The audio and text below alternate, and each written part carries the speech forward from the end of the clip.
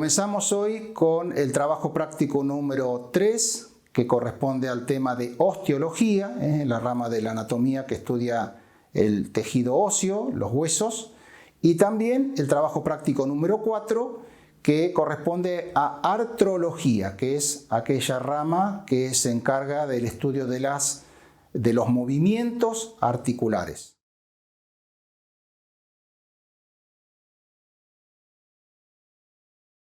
En el día de hoy vamos entonces a ver este trabajo práctico número 3, que corresponde a osteología, que es el estudio de los huesos.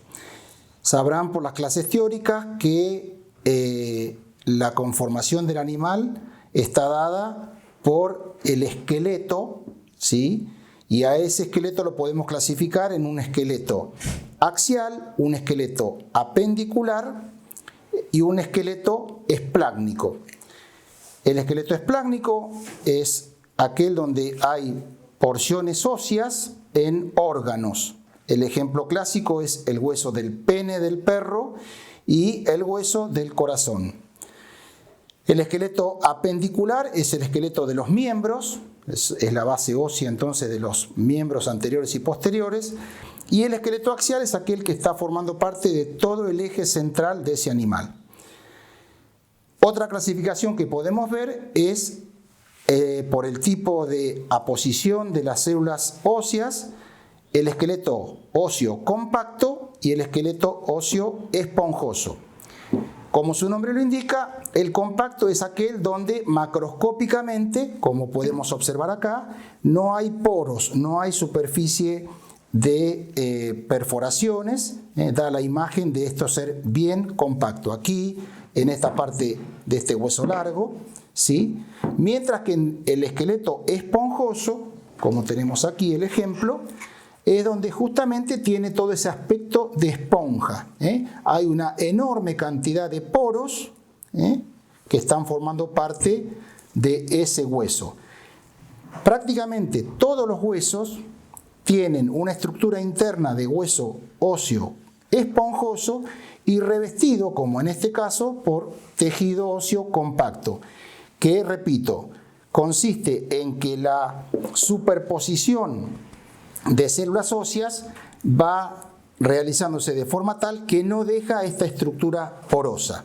Ya veremos en un rato la función que tienen estas esponjas. Otra clasificación que podemos hacer de acuerdo a la morfología de los huesos es que lo vamos a dividir en 4 grupos. Tenemos los huesos largos, los huesos cortos, los huesos planos y los huesos irregulares. Cada uno de ellos, y ya verán en el libro y en las clases teóricas dónde están ubicados, pero en general, de acuerdo a su forma, es donde recibe esta clasificación morfológica. El ejemplo clásico de un hueso largo, que es este que tengo en mi mano, es el hueso femoral o fémur, donde predomina el largo sobre el ancho y el espesor del hueso, ¿sí? Hueso largo. Luego tenemos un hueso corto, donde no predomina ninguna de las dimensiones, más o menos es proporcionado a ancho, largo y espesor. Luego tenemos un hueso plano, el ejemplo clásico es esta escápula o paleta, donde justamente predomina el largo y el ancho sobre el espesor. El ejemplo clásico, este hueso escapular. Y finalmente, la cuarta clasificación sería un hueso irregular, donde la propia palabra lo está diciendo, no tiene forma definida como tiene un hueso largo. ¿Sí? Después veremos las partes de cada uno de los huesos. Para hacer la descripción de un hueso clásico, de un hueso largo, tenemos aquí el fémur. En él vamos a observar una porción central denominada diáfisis y 2 extremidades. A esas extremidades le damos el nombre de epífisis. Recuerden entonces diáfisis y epífisis. Este hueso está ubicado en forma perpendicular al piso, ¿sí? Entonces va a tener una porción que está mirando hacia el dorso del animal y una porción que está mirando hacia el vientre del animal o hacia el piso. Recuerden que en los miembros no utilizamos el vocablo de dorsal y ventral, sino que hablamos de proximal y de distal. Quiere decir que La epífisis que está hacia el dorso del animal es la epífisis proximal, que sería todo este conjunto. Y la epífisis que está hacia el piso, hacia la parte ventral del animal, es la denominada epífisis ventral. En el caso de un hueso largo, es en el único lugar donde encontramos en su diáfisis hueso compacto. El resto, en las epífisis, vamos a tener hueso esponjoso o tejido esponjoso revestido por tejido óseo compacto. Veamos aquí entonces, donde tenemos un corte transversal de un hueso largo, esta porción que se ve ahí, que es la que corresponde a la diáfisis, y en ella vamos a ver donde no hay la formación esponjosa como en este caso, por eso esto es compacto y esto es esponjoso, ¿sí? Y un canal medular central que es el que aloja a la médula ósea. Es eso que estamos desprendiendo con el dedo. Eso es la médula ósea. No quiere decir que los huesos esponjosos no tengan médula ósea. La tienen. Lo que sucede es que está no concentrada en un solo canal, como en el caso de la diáfisis de un hueso largo, sino que está distribuida en cada uno de esos orificios de ese tejido esponjoso. Si vemos otro corte realizado en un hueso largo, en este caso el corte va en forma longitudinal, vamos a apreciar entonces cómo en este sector está el hueso compacto, es lo que justamente le da consistencia, rigidez, la que le permite realizar los movimientos y la locomoción al animal, con un canal medular, se llama así canal medular, porque aloja a la médula ósea, ¿sí? Y observen cómo aquí no hay un canal, pero sí hay médula ósea infiltrada.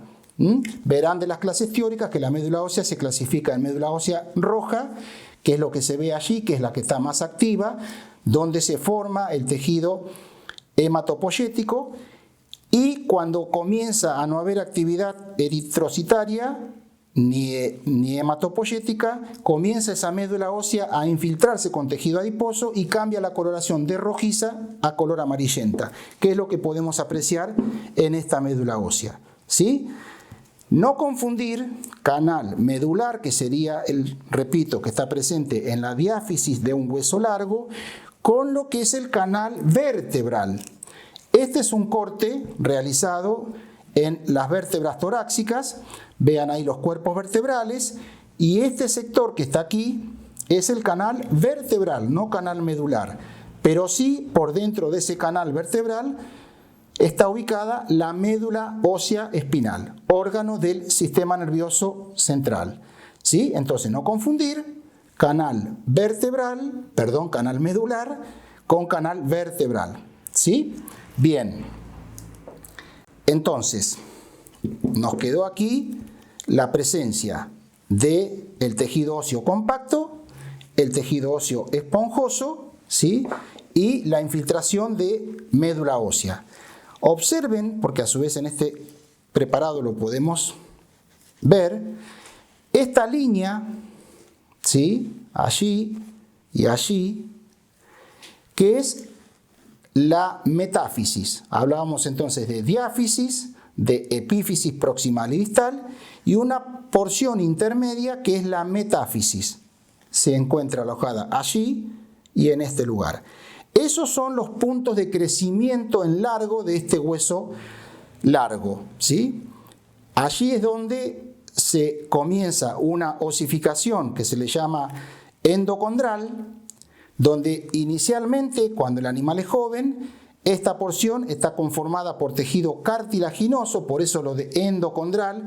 Esa osificación parte de un cartílago previo que luego va mineralizándose, se va calcificando, hay un depósito allí de sales minerales con fósforo, con calcio fundamentalmente, y va logrando entonces una elongación de este hueso en base a generar tejido óseo propiamente dicho, y ya deja de ser cartílago, ¿sí? Entonces, esos puntos de unión entre epífisis y diáfisis es lo que se denomina la metáfisis del hueso. Todos los huesos tienen este tipo de desarrollo. Van a ver después en las clases teóricas otro tipo de osificación. Quiero también mostrarles que la costilla, como esta que mostramos aquí, aparentemente, por definición, si el hueso largo es aquel donde predomina el largo y el ancho sobre el espesor, esto podría ser considerado un hueso largo. Sin embargo, es un hueso plano, similar a la escápula, similar a una mandíbula, como es esta, es un hueso plano, y similar a todos los huesos que forman parte del cráneo. Aquí tenemos cada uno de estos huesos, son todos huesos planos, ¿sí? Ahora, volviendo a la costilla, ¿por qué decimos que no es un hueso largo y sí que es un hueso plano? Por lo siguiente, observen que la costilla en su interior, aquí hemos hecho una sección transversal, está conformada por tejido óseo esponjoso. Si este hueso estuviera fresco, allí estaría infiltrada toda la médula ósea, y habitualmente en las costillas encontramos siempre médula ósea roja, la activa, la que está generando tejido hematopoyético. Pero observen que no tiene un canal medular como sí tiene un hueso largo. Esa es la diferencia sustancial de por qué una costilla no es un hueso largo, es un hueso plano.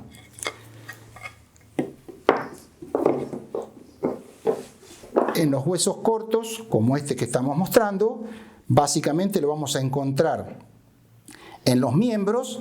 Este es una falange, es una parte de los dedos de ese bovino, es la primera falange, y si nosotros incidiéramos aquí, también nos encontraríamos con tejido esponjoso revestido por tejido compacto, ¿sí?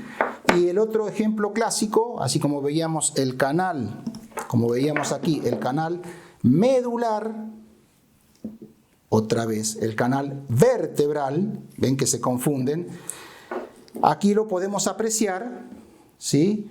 Como la unión de dos porciones laterales de una vértebra dan lugar a la formación de este canal central, que es por donde transcurre la médula espinal, ¿sí?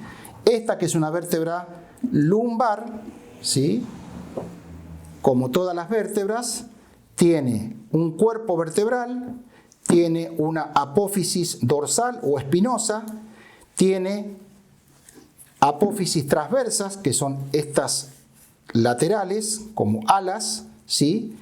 Y tiene también, que aquí no está, pero hay un tejido cartilaginoso, que es el menisco vertebral, en este caso desaparecido, el menisco, que es el que permite el movimiento de esa articulación. Las demás eminencias son también puntos de inserciones tendinosas, y también para articular una vértebra con la que está hacia proximal, hacia craneal y hacia caudal. De aquí se articula con la vértebra que está hacia craneal, y esta superficie articular es la que va a articular con la vértebra que está hacia caudal. Observen cómo esto, evidentemente al momento de la faena, era un animal joven donde todavía no se había consolidado, y fíjense allí entonces esa especie de surco, que es donde todavía no terminó de osificarse. Lo mismo que veíamos aquí, esa metáfisis. Recuerden que les dije que todos tenían un eje de crecimiento a partir de una metáfisis.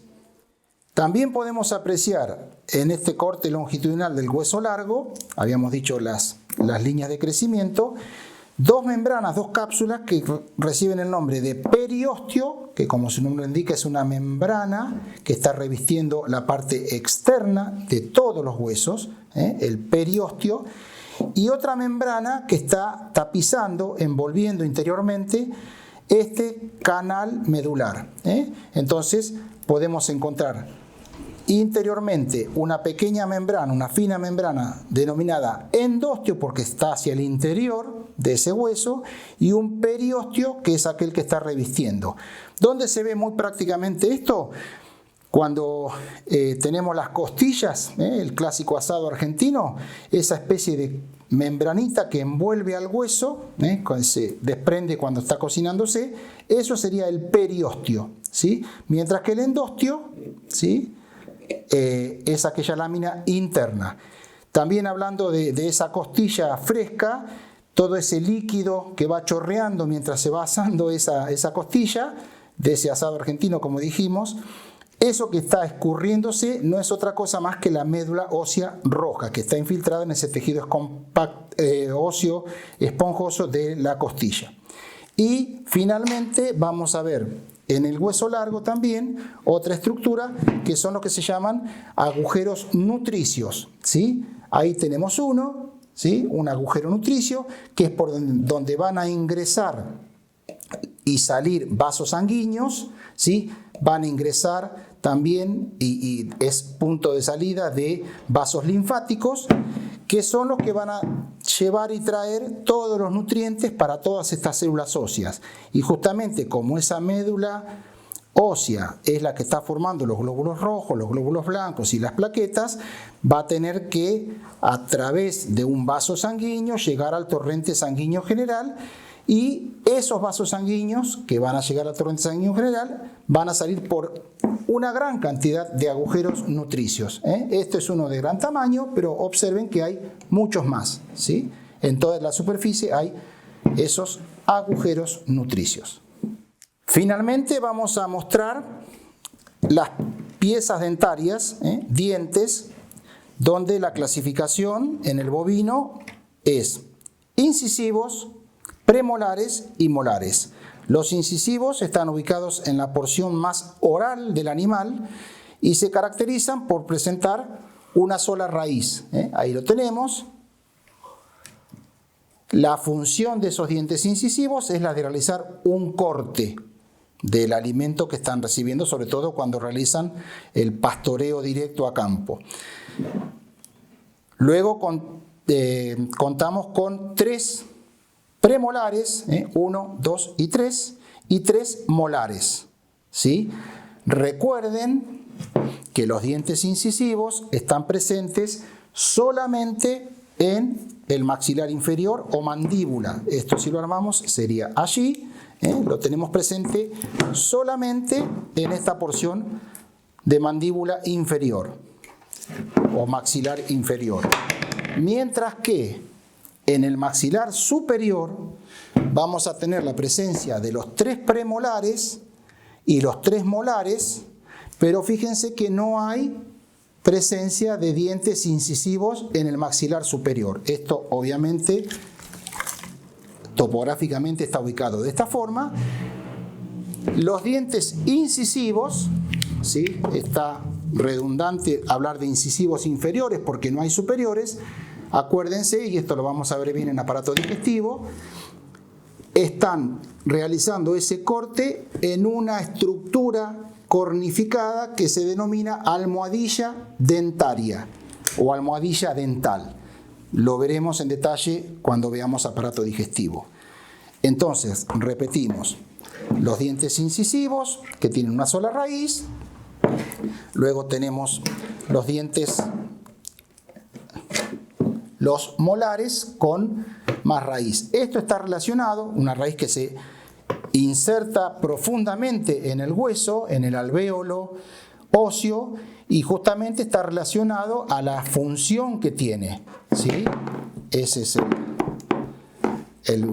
la muela, y aquí tenemos el hueso, el premolar, ¿sí? Con una consistencia similar, ¿sí? Con poderosas raíces. Esto está relacionado con la actividad masticatoria que realiza el rumiante, donde acuérdense que lo de rumiante se debe a que realiza la rumia, ¿sí? Que es una nueva masticación de toda la ingesta que ha realizado previamente, ¿sí? Repito, con aparato digestivo veremos en detalle el mecanismo de la rumia, pero veremos ahí que es fundamental la actividad masticatoria y remasticatoria de esos rumiantes. Y esa actividad remasticatoria la realiza con esta estructura dentaria que son premolares y molares.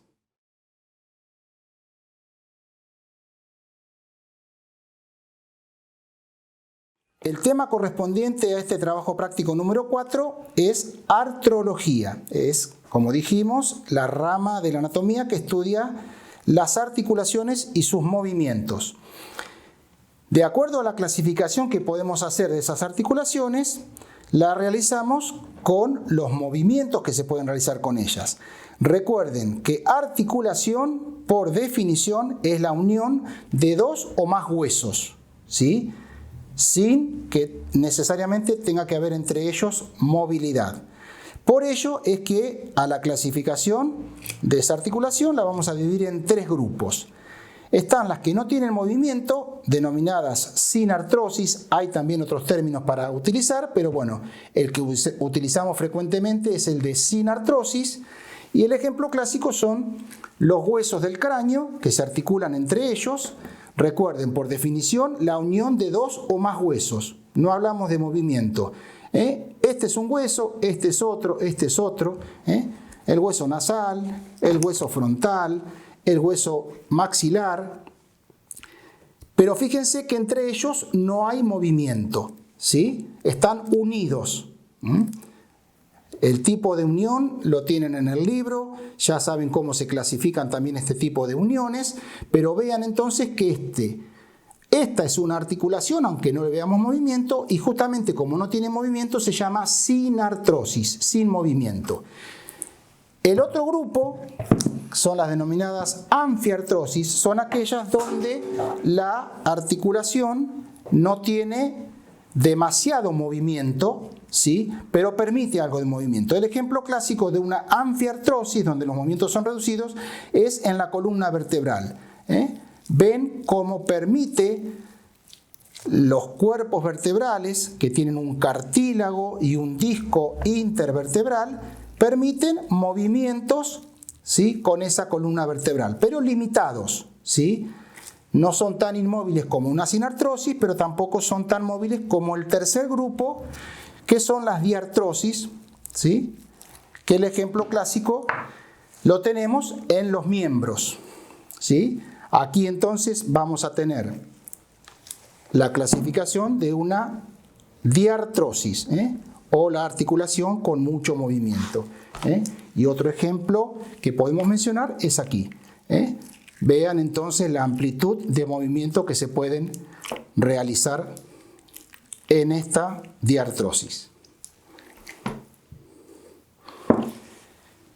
Con respecto a la clasificación de los movimientos que se pueden realizar, tenemos básicamente el movimiento de flexión. El miembro está ubicado de esta forma, ¿sí? Cuando se reduce el ángulo, ¿sí?, ahí estamos flexionando esa articulación.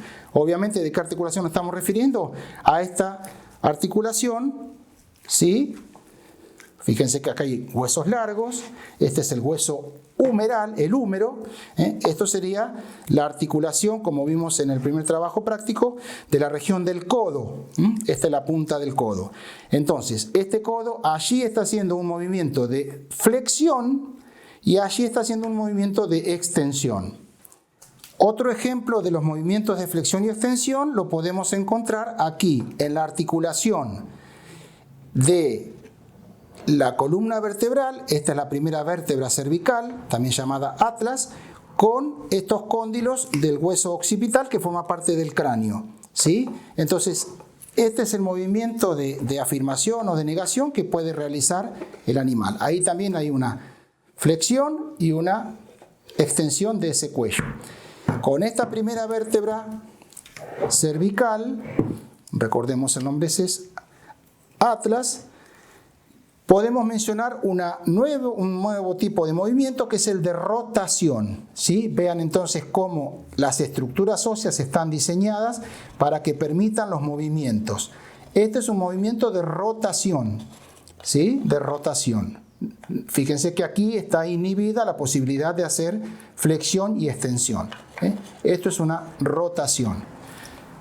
Un tercer movimiento que podemos clasificar, que se da en los rumiantes básicamente, es el de la diducción. La diducción es aquel movimiento que lo realizan la mandíbula, ¿sí?, con el hueso temporal del cráneo. Este cóndilo de la mandíbula, esta sería la articulación temporomandibular, y se caracteriza en el rumiante por ser una articulación muy móvil y que permite una lateralidad, ¿sí? Es muy móvil esta articulación, obviamente esto es una pieza fresca, pero permite entonces el movimiento de pronación, es decir, llevar la mandíbula inferior hacia adelante, y de propulsión y de retropropulsión, hacia adelante y hacia atrás. También de lateralidad, ¿sí? Y también de flexión y de extensión. Esa sumatoria de movimientos, que se conocen como diducción, va a permitir una real molienda, un triturado bien específico de la ingesta de ese animal. Por supuesto, es también muy importante la constitución de las piezas molares. Esas crestas dentarias, esas crestas molares, son las que van a permitir, con esa sumatoria de movimientos, romper, triturar, moler bien ese alimento.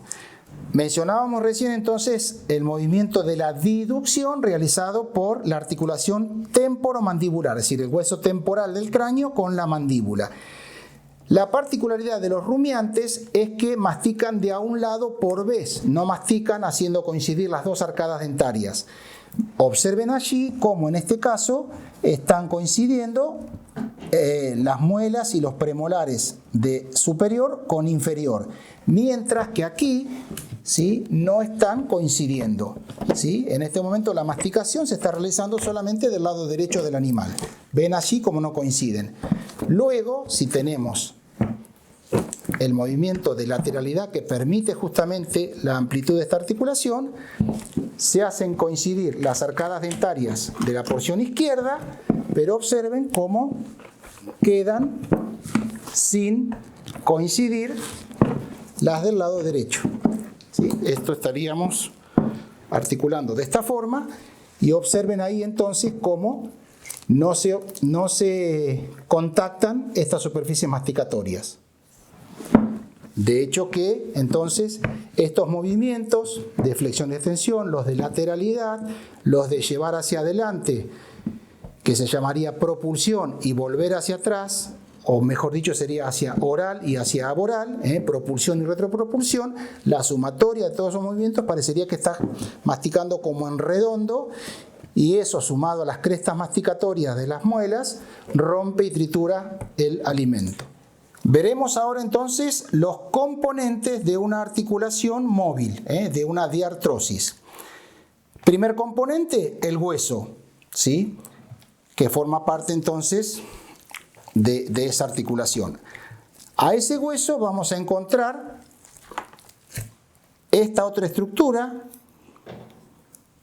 que es el cartílago hialino, tejido cartilaginoso que reviste, que envuelve al tejido óseo.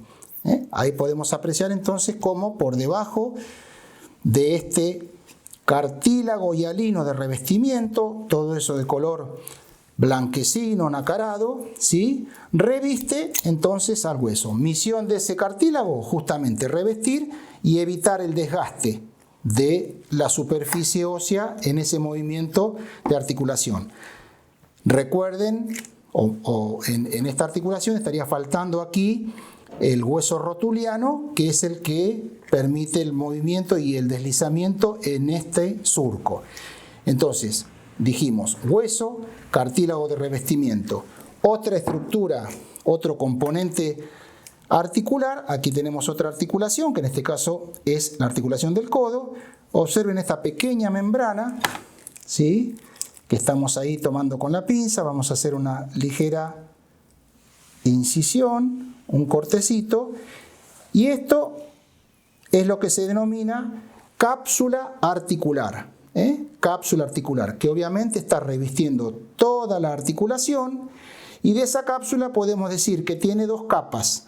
Una capa más interna, que va a ser la encargada de producir el líquido sinovial, que es una especie de lubricante que tiene la articulación para que justamente y en conjunción con el cartílago hialino permitan el normal deslizamiento y evita el desgaste de ese cartílago y de ese hueso. Líquido sinovial o sinovia.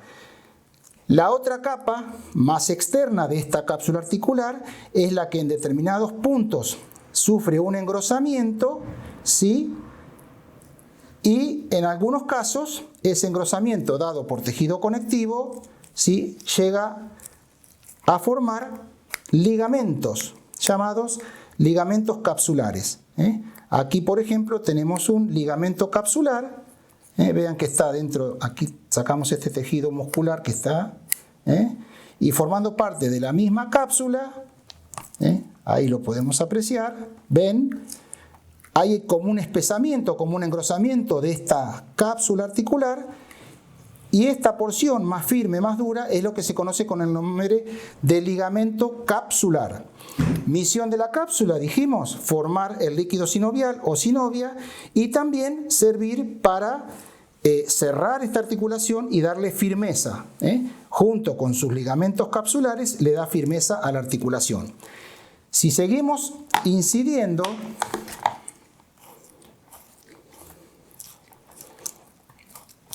vamos a encontrar otro tipo de ligamentos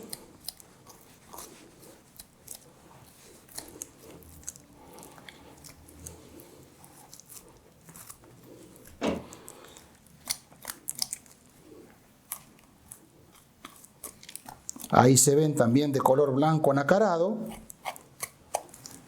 ¿sí? Y vamos a poder verlos aquí también, acuérdense. Aquí tenemos la cápsula, pero observen cómo aquí hay una banda de tejido conectivo. Ahí la podemos apreciar, la estamos separando. Ahora observen que en este caso, esta estructura, que también es un ligamento, que recibe el nombre de ligamento colateral. Colateral. Va de un hueso a otro hueso que forma parte de esa articulación. Toda esa estructura que se aprecia allí, ¿sí?, es un ligamento colateral. Ya no es un ligamento capsular, como habíamos dicho. Misión de esos ligamentos colaterales, justamente la de no solamente permitir los movimientos, sino darle firmeza. Ahora, cuando vayamos desarmando esta articulación, vamos a ver cómo pierde estabilidad esta articulación. ¿Por qué? Porque le vamos a ir cortando las inserciones de todos estos ligamentos colaterales.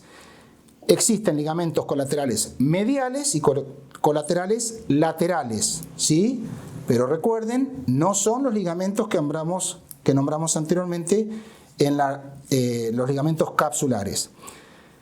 Entonces, hasta ahora, de los componentes articulares dijimos hueso, cartílago hialino de revestimiento, cápsula articular, que reiteramos está aquí, la vamos a ir incidiendo. Esa cápsula, por supuesto, está infiltrada con tejido conectivo, con tejido muscular.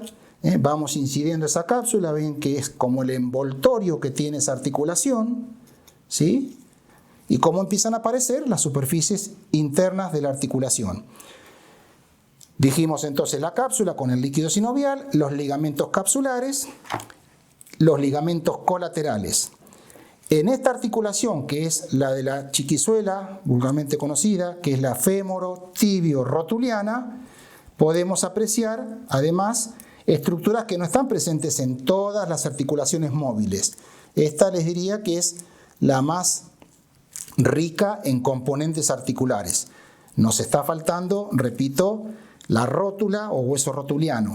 Allí estamos diseccionando para lograr poner de manifiesto la presencia de un tejido cartilaginoso, una especie de anillo que recibe el nombre de menisco. menisco articular. Aquí estamos tratando de desprenderlo. Después lo vamos a ver, a poder apreciar mejor, pero por ahora los quiero mostrar cuál es la ubicación. Esto que estoy tomando con la pinza es el menisco articular, ¿sí? Fíjense que la misión es la de actuar como almohadilla, evitar el choque de la superficie ósea proximal con la distal, ¿sí? Además de permitir coaptar perfectamente y que se realicen los movimientos en forma apropiada, ¿sí? También evita el traumatismo, el golpe excesivo entre una superficie ósea con la otra. Aquí vamos a poder apreciarla de otra forma.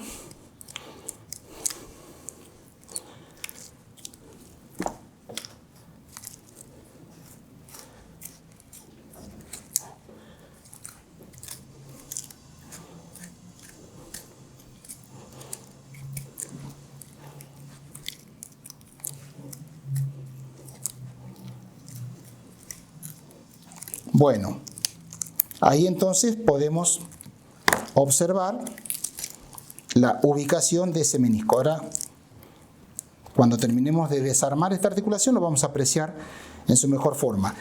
Para poder terminar de desarmar esta articulación, de quitarle toda la firmeza y la armonía que tiene, debemos seguir rompiendo estructuras que están justamente para darle firmeza a esta articulación.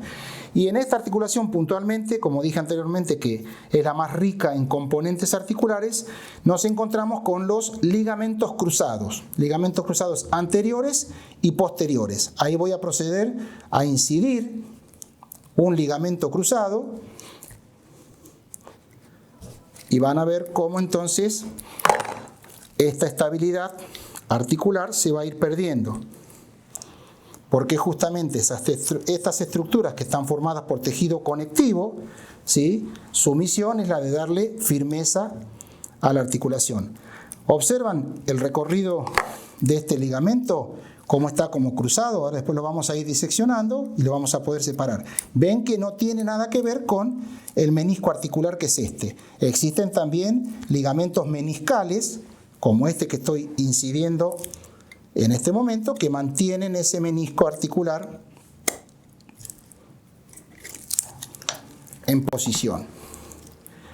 Tenemos allí entonces el cartílago, el menisco, acuérdense, fíjense cómo coapta perfectamente, pero como a la medida que vamos quitándole estructuras de sostén, esta articulación se hace mucho más móvil, mucho más inestable, mejor dicho.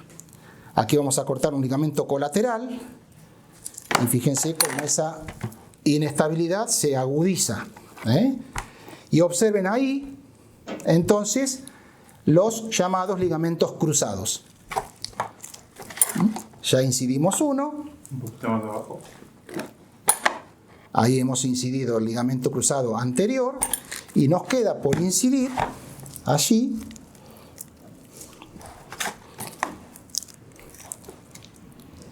este es el posterior y ahora vamos a incidir el otro ligamento cruzado. Observen entonces cómo se perdió esa estabilidad articular. Ahí tenemos entonces incididos los ligamentos. Si seguimos haciendo la disección completa, vamos a tener entonces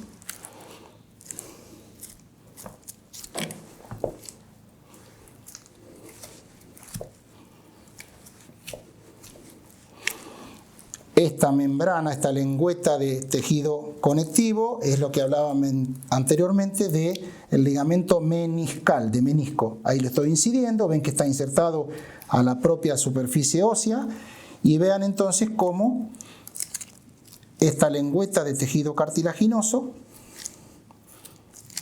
con esa forma de herradura en cierta forma, allí con esta extraporción que vamos a romper el otro ligamento meniscal, ¿sí? Vamos entonces a tener allí esa superficie que por ahí no coaptaría perfectamente hueso con hueso, pero estos meniscos le permiten esa posibilidad.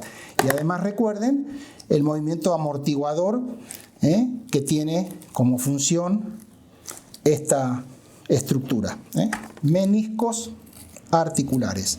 Existe a nivel de la articulación coxofemoral otro menisco articular llamado rodete marginal, que ya lo verán en el libro, ¿sí? Ahí entonces lo podemos apreciar extraído de su articulación. Vean entonces cómo la extracción de esos meniscos le quitó total firmeza a esta articulación móvil. Tibia, fémur, y aquí nos estaría faltando el hueso rotuliano. Por eso la articulación se la conoce como articulación de la patela, de la chiquizuela, o fémoro tibio rotuliana, que sería el hueso que está faltando. Bañado, y ven que tiene un brillo, eso está dado no solamente por el cartílago hialino, sino porque aún quedan restos del líquido sinovial, que justamente, como dijimos anteriormente, es para lubricar y evitar el desgaste exagerado. En los procesos de desgaste de este cartílago es lo que se conoce con el nombre de artrosis. Para completar entonces los movimientos articulares, habíamos mencionado, recuerden, el de flexión, extensión, el de diducción que se realizaba en la articulación temporomandibular, fundamentalmente en los rumiantes. Bueno, podemos decir también que hay un movimiento de abducción y de aducción. El de abducción es aquel donde el eje del miembro o esa articulación se aleja en este movimiento hacia lateral. Esto, por supuesto, es el hueso de la cadera, ¿sí? La mitad de la cadera. Cuando el miembro se aleja, y ese movimiento de aducción lo tendría esta articulación coxofemoral, cuando se aleja de la línea media, o se dirige hacia el lateral, es la abducción. El movimiento contrario, es decir, que acerca el miembro hacia la línea media, ese es el de adducción. Aducción, abducción, aducción. Bien, otro movimiento, que ya lo mencionamos, que fue el de rotación, lo vimos con la articulación entre la primera y segunda vértebra cervical. Otro movimiento que es poco probable que lo pueda realizar el bovino es el de pronación y supinación. El de supinación sería, nosotros lo podemos realizar con nuestra mano, sería este movimiento, el de súplica, el de extender nuestra palma hacia dorsal. Esto es supinación y lo contrario es pronación. Entonces, supinación y pronación. Es difícil que el miembro de un bovino o de un animal pueda realizar estos movimientos. Por ahí en especies menores sí, en caninos, en felinos sí. Y para concluir, otro movimiento que ya sería haciendo un ángulo de 360 grados, es cuando uno deja el miembro extendido y se rota la articulación como si marcáramos en un punto en el horizonte y hacemos una circunferencia. Nuestro hombro en este caso está haciendo un movimiento de circunducción, es decir, hacemos un círculo, ¿sí? Y abarcamos esos 360 grados. Con eso concluimos los movimientos articulares.